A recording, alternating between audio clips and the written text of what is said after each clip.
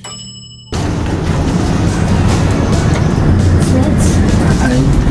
I love the Smiths.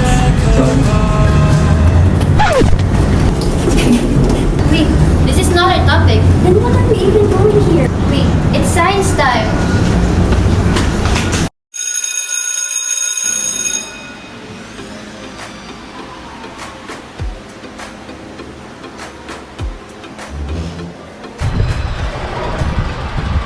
Good afternoon, class. How is everyone today? Good afternoon, Sir Witt. Before we dive into our lesson today, I would just like to ask if anyone here knows the meaning of rocks and rock formation. So please kindly share your knowledge today. Yes. Rocks are naturally formed aggregates of minerals and they fall into three main categories: igneous, sedimentary, and metamorphic. Igneous rock came from magma, sedimentary rocks came from fragments of older rocks, and metamorphic rocks are altered due to environmental conditions. We differentiate these categories based on their chemical and mineralogical and textural properties. It looks like Denise already has a good understanding of what our lesson is for today. But what about the rest of you? Not familiar with our subject? No worries, let's get into it. Today's subject is about rock formation. A rock is a naturally occurring cohesive group of one or more materials. These are the fundamental building blocks of the solid earth, forming identifiable and mappable volumes. Rocks are classified into three main types based on how they form.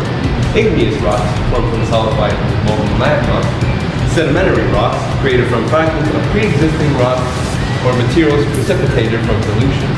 And metamorphic rocks, the result of an alteration of igneous rocks or sedimentary rocks through changes in mineral composition, texture, and internal structure due to high pressure and rocks form. Sedimentary rocks are formed from the deposition of sediments that come from older rocks. These sediments carried by water, wind, or ice accumulate in layers.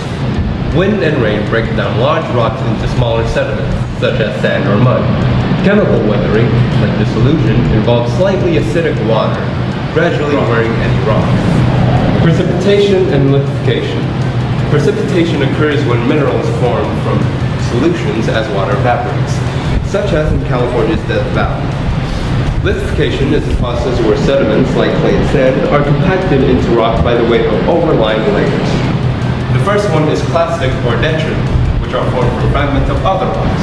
The second one is chemical, which are formed from precipitation of minerals from solution. And the number third is the organic, which are formed from the accumulation of organic material. Igneous rocks formed from molten material beneath the Earth's surface, known as magma. When magma cools and solidifies, it crystallizes into igneous rocks, which are distinguished by their crystalline texture. There are two main types of igneous rocks based on where they cool and solidify.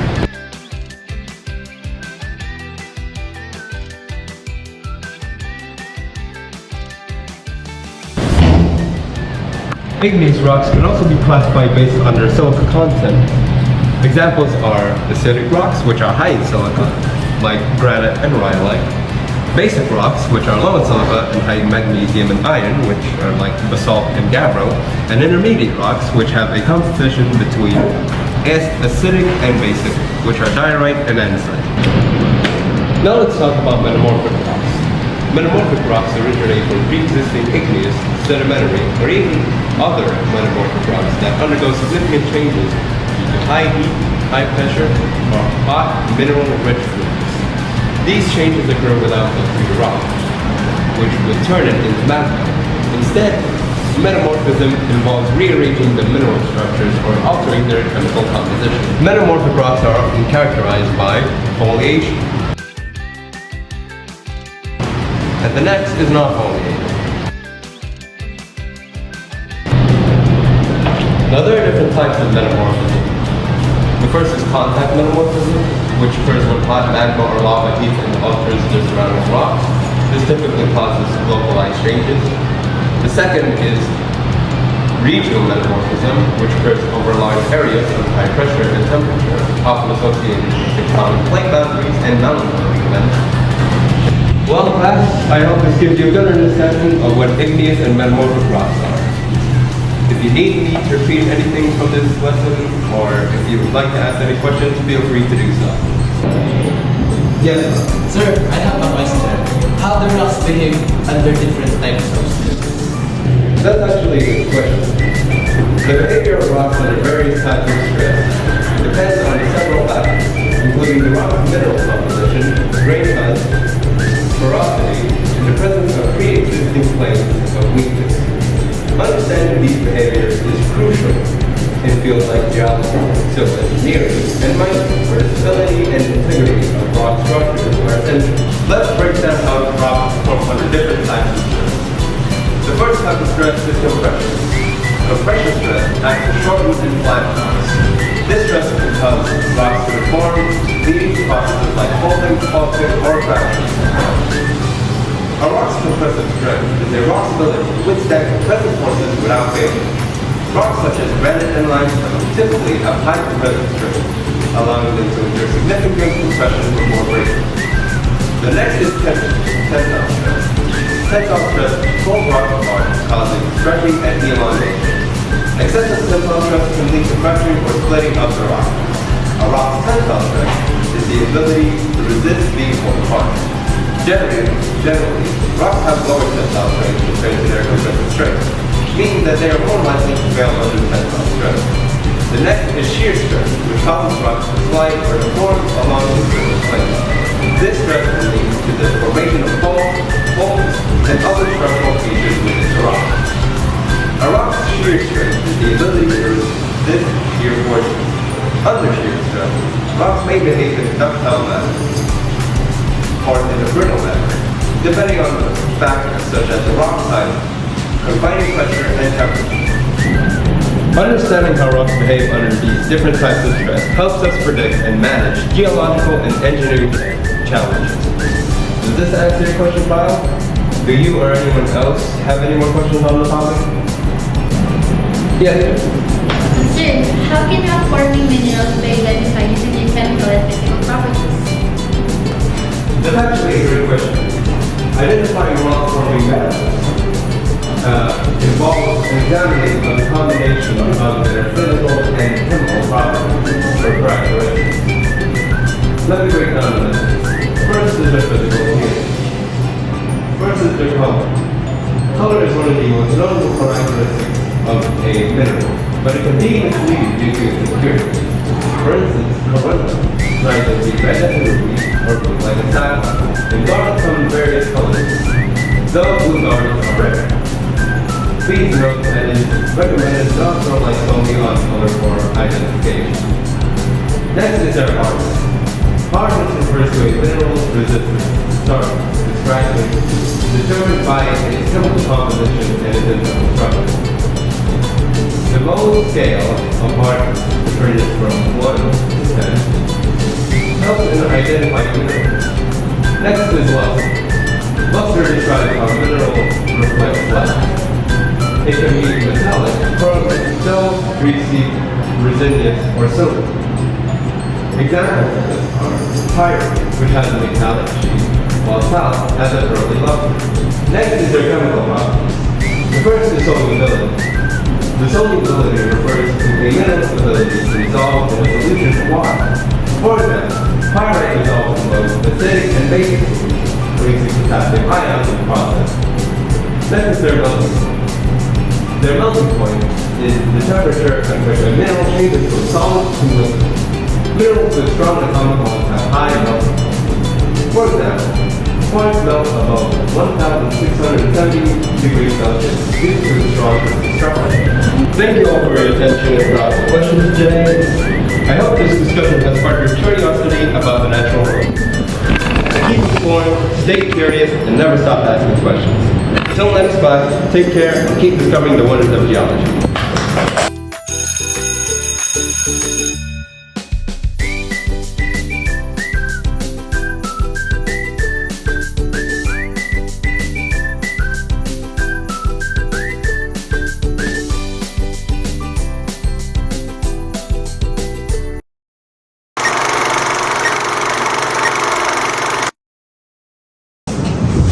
Wait, there's an earthquake coming.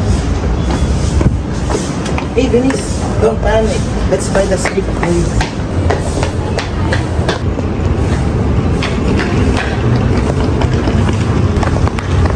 Earthquake was quite unexpected, but I wonder what caused it. I know, right? We should really talk about this topic more, since it can cause a lot of trouble to us.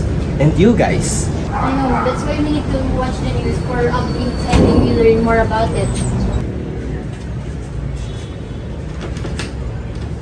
Afternoon, I'm Althea and welcome to Cyprus.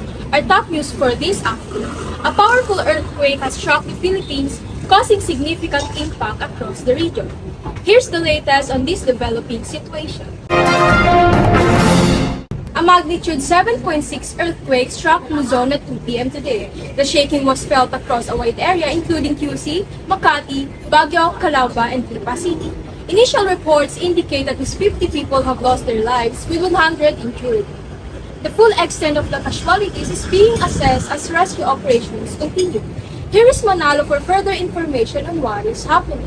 Thank you, Althea. I'm here in Quezon City where the situation is still unfolding. The earthquake, which hit 2 p.m., has left a trail of destruction. Many buildings have been damaged and emergency services are working around the clock to assess the situation and provide aid. Authorities are urging residents to stay calm and follow safety protocols. If you're in affected areas, make sure to stay away from damaged structures and avoid using elevators. The government has announced that aid organizations and volunteers are mobilizing to provide food, medical assistance, and other necessities in those in need. If you wish to help, donation can be made through charity and more information is available on their website. We'll continue to bring you live coverage and update as they become available. I'm Althea and this has been Cyprus. Thank you for watching and please stay safe. Dang, I can't believe it. There's so many people affected by this earthquake. Yeah, I know. It's a huge trouble for us. But I wonder how they can determine the magnitude of the quake. Speaking of time, it's time for Kuya Vin.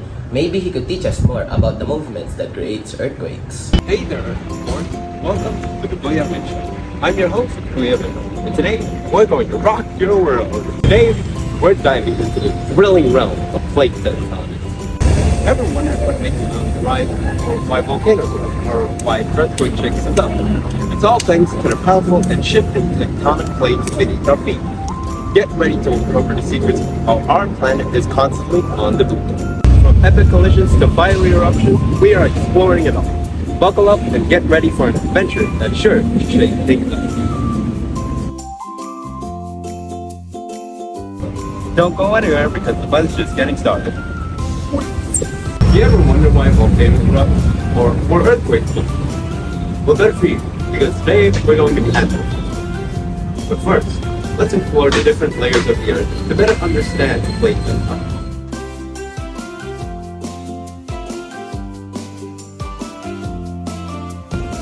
Now that we understand the different parts of the Earth, let us understand why plate tectonics are necessary for understanding Earth's geology, natural disasters, and even everyday life, even though they bring so much damage to our lives. Plate tectonics help us understand why earthquakes, volcanic eruptions, and tsunamis occur. Earthquakes, for example, frequently occur along fault lines, where tectonic plates collide. Understanding these zones is essential for disaster preparedness and risk management. One thing is for sure. Studying plate tectonics helps us understand the causes and timing of earthquakes, volcanic eruptions, and tsunamis. So what exactly are plate tectonics? Plate tectonics are the theory that the Earth's outer layer is made out of huge solid rock pieces known as plates, which move around on top of the mantle, which is the layer of rock just above the core. Now that you know about plate tectonics, let's dive deeper into the types of tectonic plates and boundaries.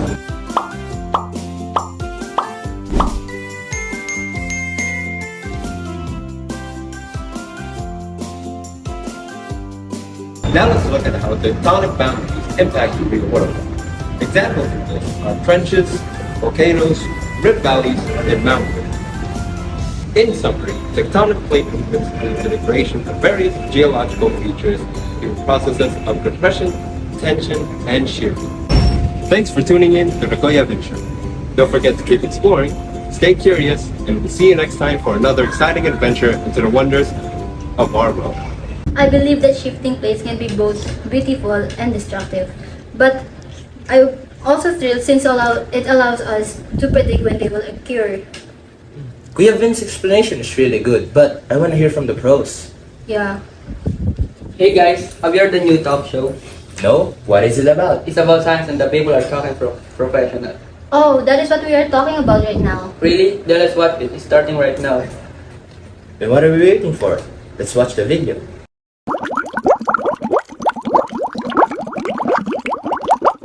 Welcome to Beyond the Lab. I am Alessia, and today we're diving deep into the fascinating world of science beyond the stereo wall of the lab. We're not just mixing chemicals and analyzing data, we're exploring how scientific discoveries shape our everyday lives and transform our world. Continental drift is the theory that continents have moved across the Earth's surface over geological time. This idea was first proposed by Alfred Wegener, has evolved into our current understanding of plate tectonics. But what exactly does this mean for our planet? Let's find out. Our first guest is Dr. Lamata, a leading geologist and expert in plate tectonics. Lamata, can you start by explaining the foundational concept of the continental drift, how it led to the development of plate tectonics? Absolutely. Alfred Wegener's theory of continental drift proposed in 1912 suggested that continents were once part of a single supercontinent, called Pangea, which broke apart around 2 million years ago. This theory leads to the movement of continents to their current position. However, it faced criticism of lacking convincing mechanism for continental drift. The 1960s saw the transition to plate tectonics, which integrates and expands on continental drift, explaining not only continental movement but also geological features, earthquake activity, and volcanic activity. Plate tectonics is fundamental to understanding Earth's geology.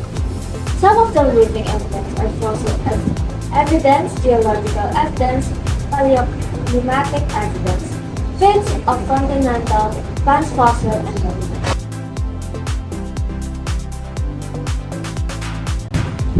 Our next guest is Dr. Kabiling. As a paleontologist, you study ancient time forms and their evolution. How has the theory of continental drift impacted our understanding of biodiversity and evolution? Continental drift theory has significantly influenced by diversity and evolution by explaining species distribution across continents. It has led to discovery of fossil evidence and distribution of certain species. It also explains evolutionary patterns like adaptive variation and geographic isolation, leading to speciation and extinction. Continental drift also impacts climate and habitat changes, affecting plant and animal evolution.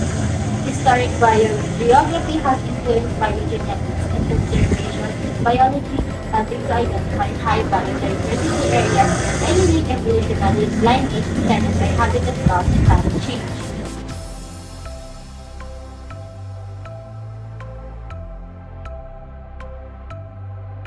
Finally, our last guest, Dr. Sarmiento, a climate scientist who explores the influence of continental drift on Earth's climate.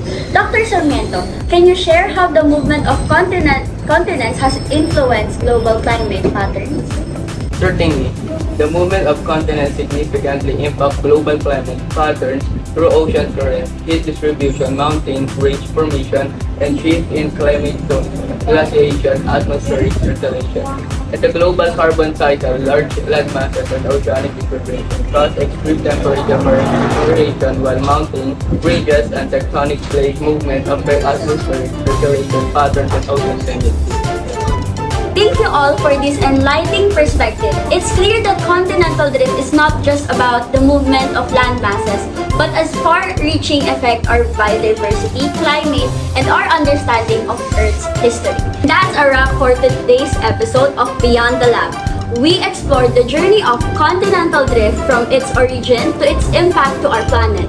A big thank you to our experts for their invaluable insights. Be sure to join us next time as we continue to explore the wonders of science beyond the lab. Thank you for tuning in. Until next time, keep exploring and stay curious.